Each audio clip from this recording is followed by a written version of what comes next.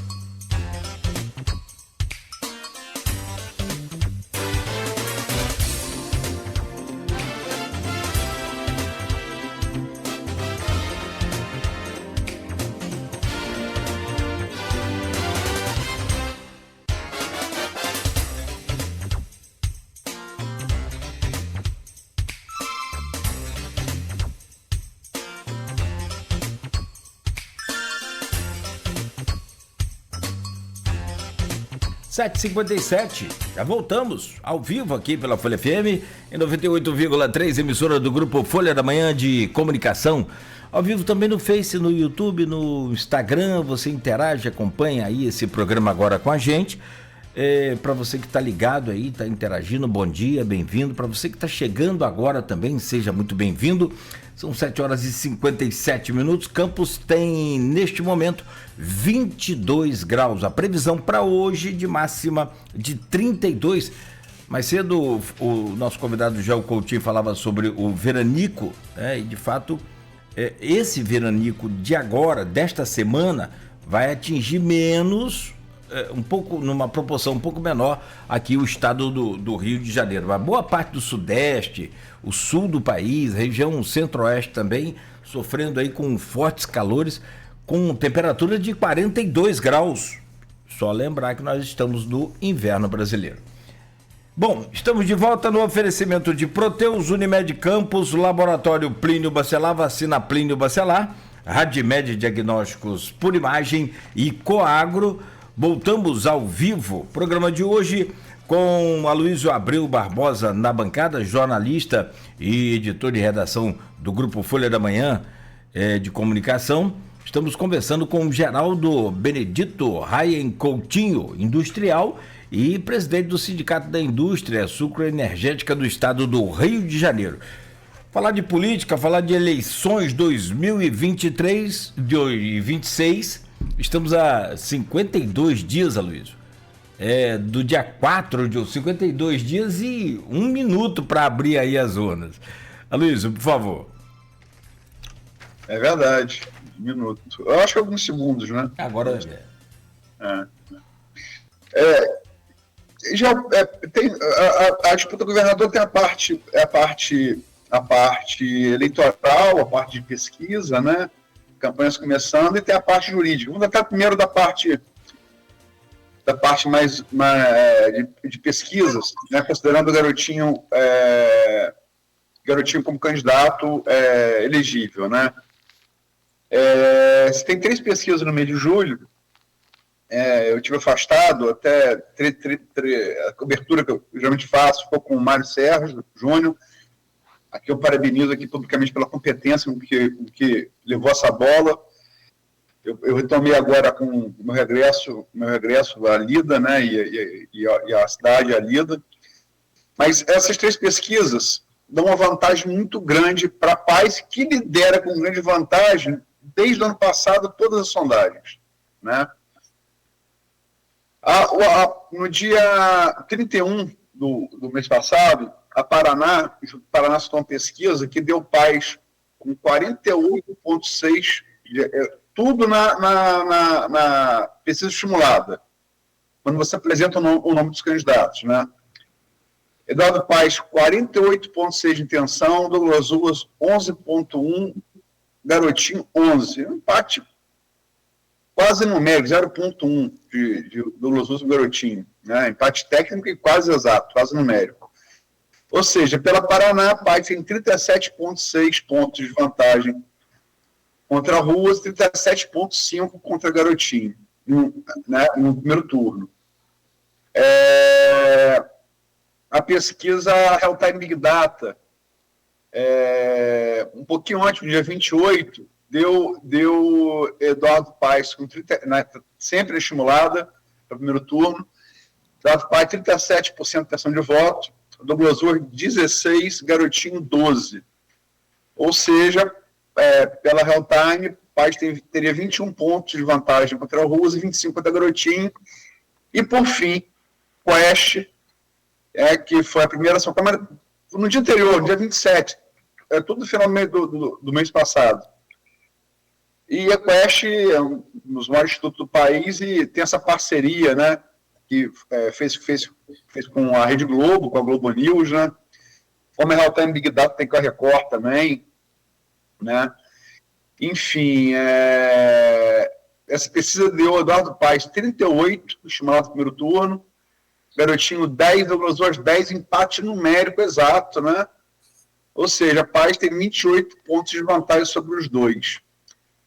Como é que você, a partir desses números, projeta essa eleição daqui a, como disse Nogueira, agora já são, Nogueira, são 50 quantos dias? 52.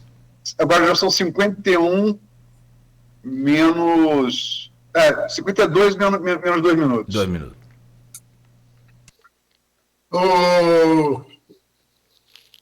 Luiz, as pesquisas dispensam interpretação, né? Os números são muito largos na medida em que eles trazem um retrato do dia, né? O prefeito Eduardo Paes, ele foi extremamente,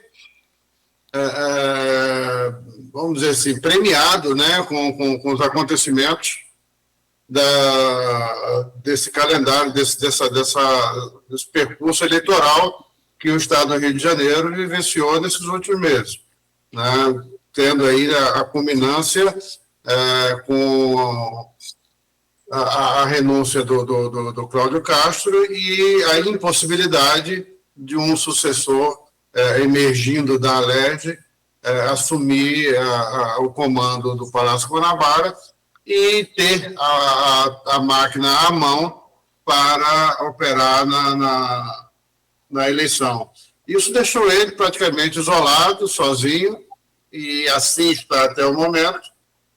É difícil a gente prever um movimento muito forte essas próximas semanas, próximos dias, já estamos contando aí por dia, né? Mas é aguardar para ver.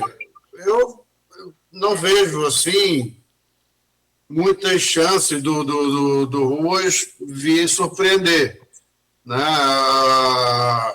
O grande mecanismo, o instrumento que ele teria à mão seria a caneta do Palácio, coisa que não terá mais.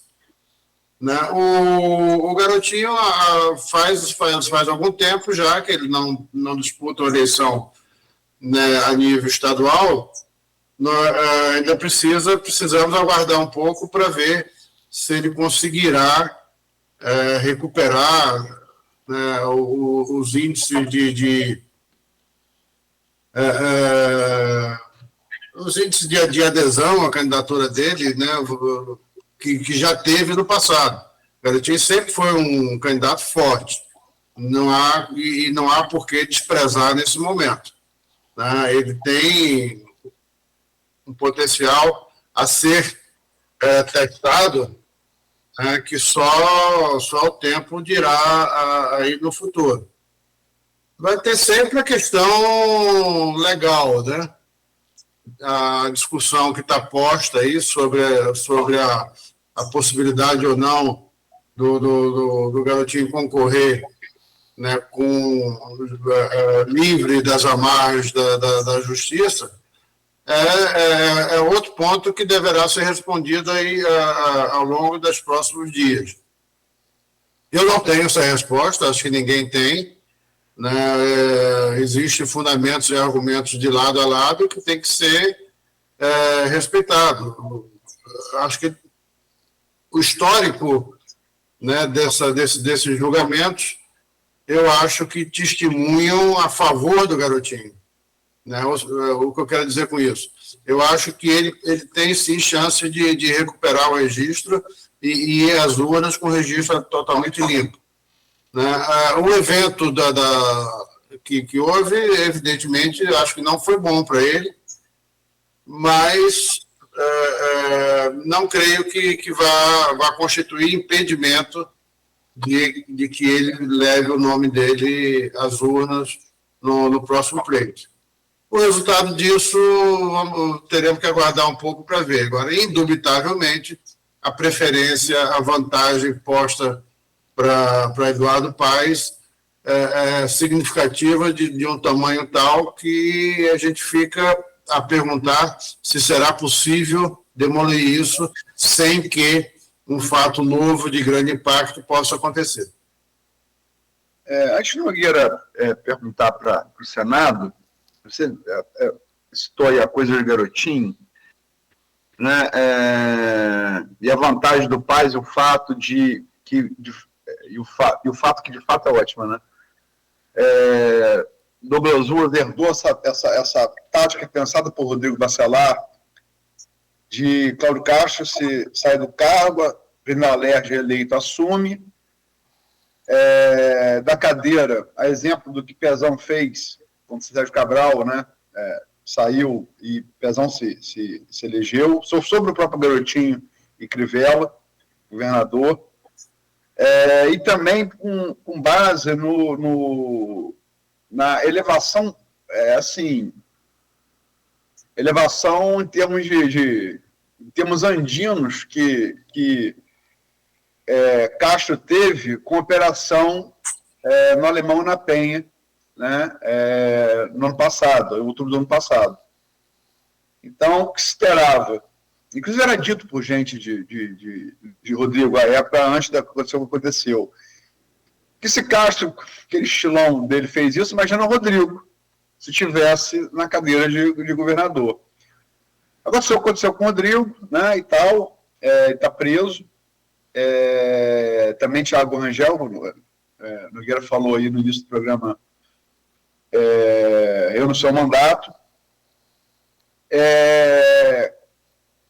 Douglas Ruas é eleito presidente da Lerge, e a Constituição estadual ela é muito clara, o presidente eleito da Lerge assume, né?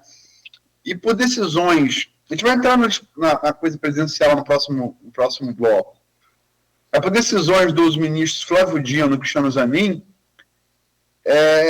o Ricardo Couto é mantido como governador tampão, vai ser, já fechou questão, né? Flávio Dino é ex-ministro de Lula, Cristiano Zanin é ex-advogado pessoal de Lula. Vamos falar de pesquisa presidencial, mas assim, aponta um quadro Lula favorito, mas é nem certo, né? Bem mais apertado que esse Fluminense, por exemplo. E que, sendo um quadro apertado, Lula precisaria do Rio, que é o terceiro colégio eleitoral do país, ou pelo menos de tirar a diferença, a vantagem do bolsonarista no Rio, para poder se eleger presidente. Para isso, precisaria de palanque, né? E ele é aliado de Paes. E Paes certamente se sentiria muito mais confortável para pôr Lula no palanque no segundo turno se tivesse já eleito no primeiro. Enfim, aquela história, né? A mulher de César não basta ser honesta, precisa parecer honesta. E agora, Garotinho, né? Que é uma decisão TJ, que tinha até ontem Ricardo Couto como presidente, né? A questão jurídica, mas assim, é simples. Ele foi condenado por um problema administrativo de vida e saúde em 2005, 2006, no governo Rosinha. Ele é condenado.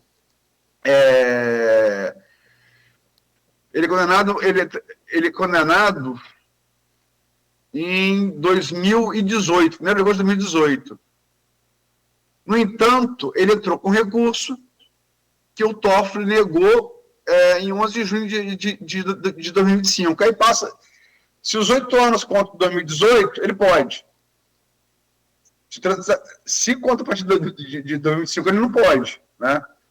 Então, essa a partir de quando passa a contar, né? Mas isso estava ali dormitando, também foi revivado agora. Como é que você vê esse bando de coincidências, digamos assim, intervenção do judiciário no destino político do Estado do Rio de Janeiro e do Brasil, a despeito de preferência política?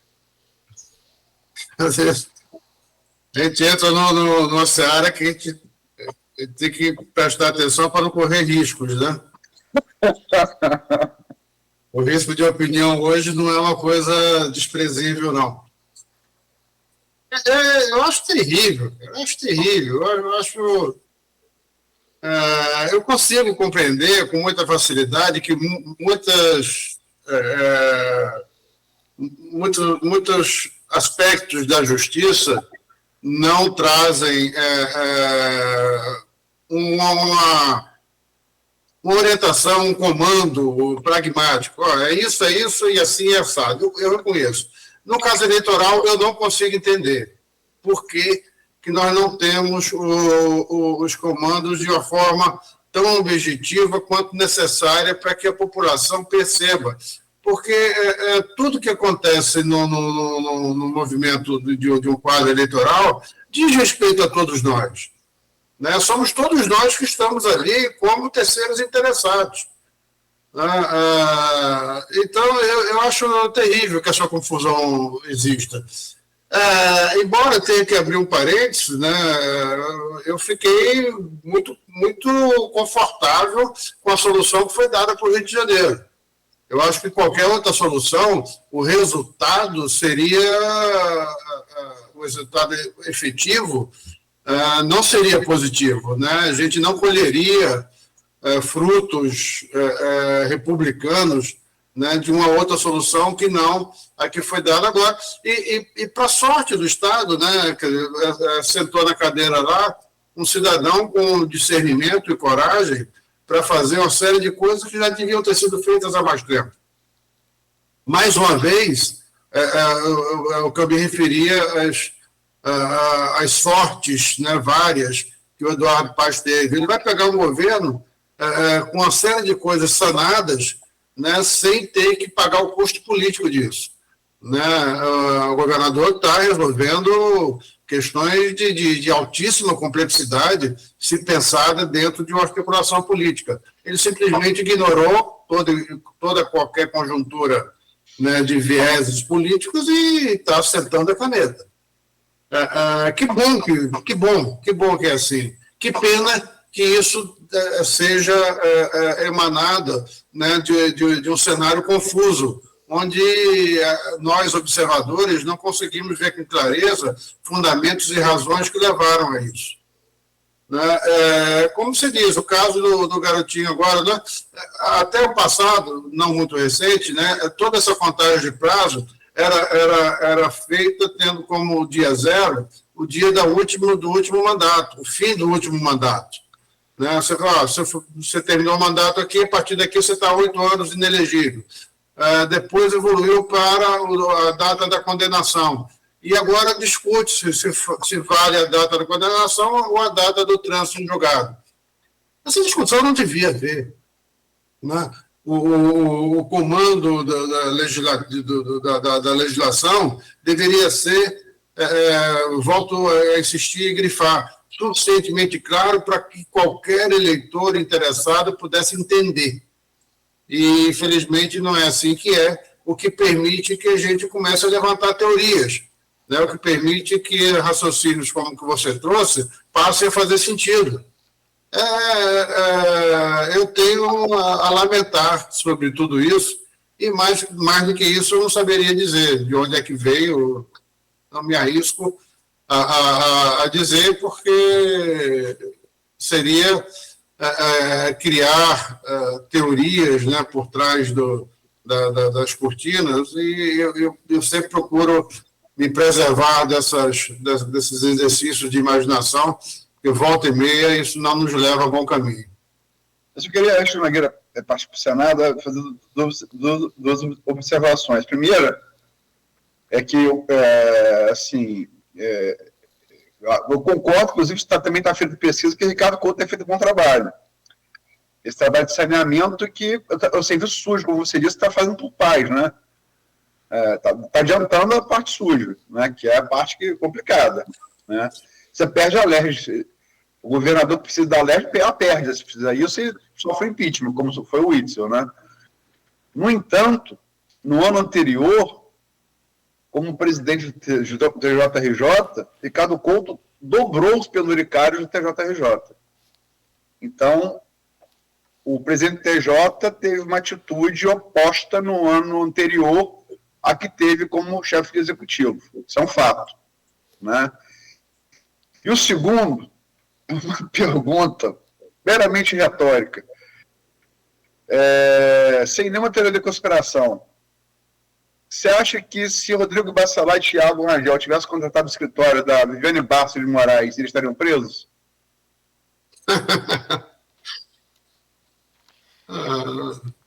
Eu tenho que dizer que acho que sim.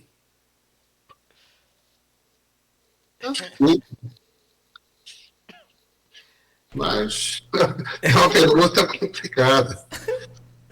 É o limite do comentário que você falou, né? Que tem que ter cuidado, né, com os comentários. Pois você começa a imaginar muita coisa, alguém vai imaginar por você e aí não dá certo. Giro de fonte de jornalista não existe mais, não, tudo é possível. O que não pode, né, mais, né? E aí a minha pergunta vai nessa aí, se me permite, meu caro Luiz e doutor Gel.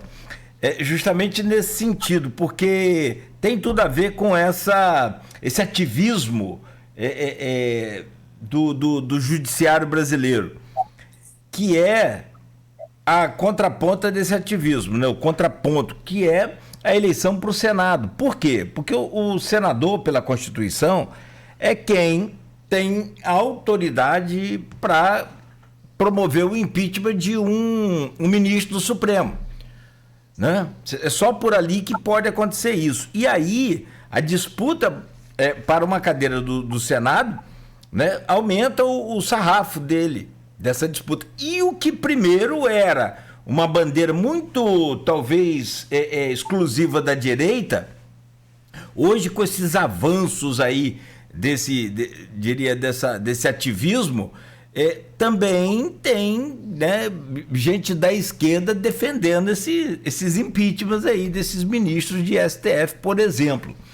E no estado do Rio, esse ano nós vamos fazer, nós vamos votar 2 vezes para senador, vamos escolher 2 senadores. As últimas pesquisas apontam, não vou trazer detalhes das pesquisas, porque já de julho, né, para senador, e tem mudança no quadro com a saída do Canela.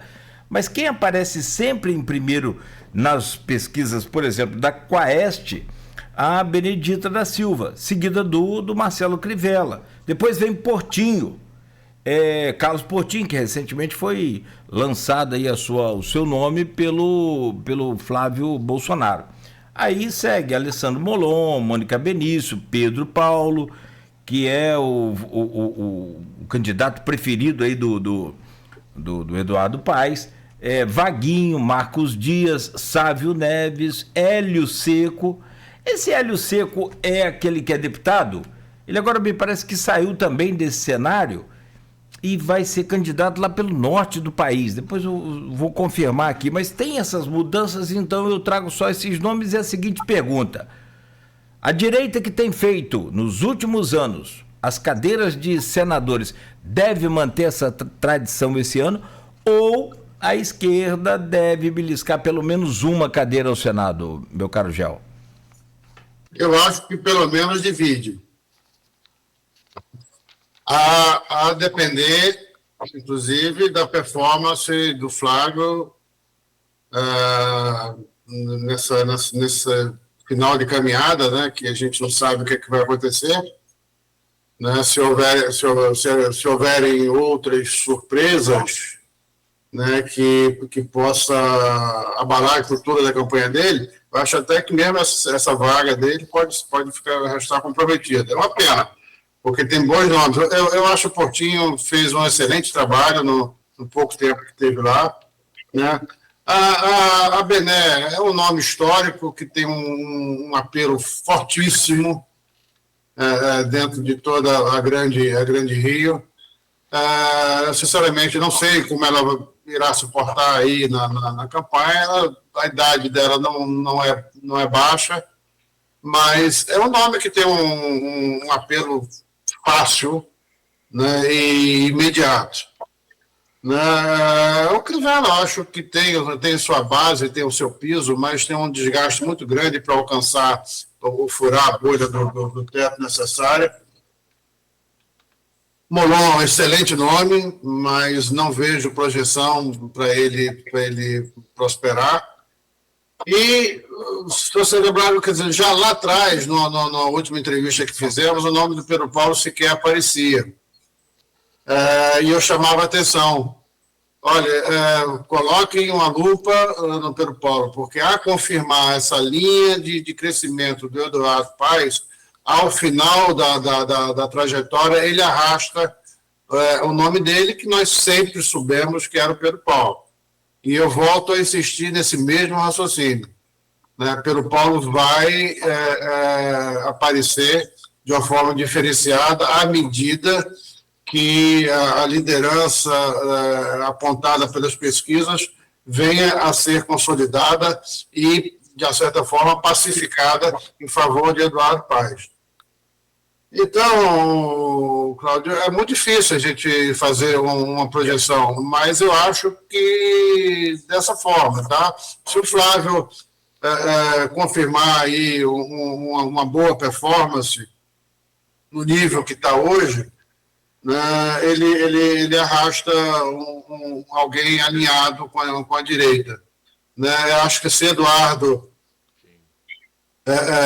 confirmar essa preferência dele, ele joga o Pedro Paulo lá para cima para disputar com a Bené, a despeito do discurso dele ser sempre a chapa dos dois.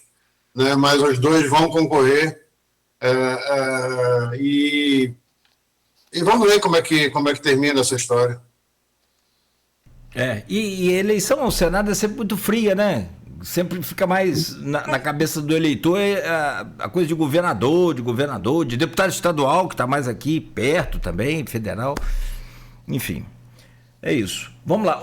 Gel, precisamos fazer uma pausa rápida aqui, coisa de 2 minutos, para a gente voltar e vamos falar sobre Brasília. Vamos falar sobre o Palácio do Planalto, com base nessas pesquisas também, a sua projeção para essa corrida eleitoral aí ao cargo de presidente da República. Só peço rapidamente para a gente fazer um intervalo e voltarmos aí com essas pesquisas. E só lembrar também para você que está ligado na gente, tem um comentário aqui no YouTube, só queria acessar de quem é o comentário. E você já falou sobre o assunto que é sobre queimadas. Tá aqui, ó, com ela, o Ângelo Vidal. Você já respondeu, foi no bloco passado, tá aí no conteúdo do programa. São 8h24. Folha no Ar faz uma pausa rápida no oferecimento de Proteus, Unimed Campos, Laboratório Plínio Bacelar, Vacina Plínio Bacelar, Radmed e também de Coagro. A gente volta em 2 minutos.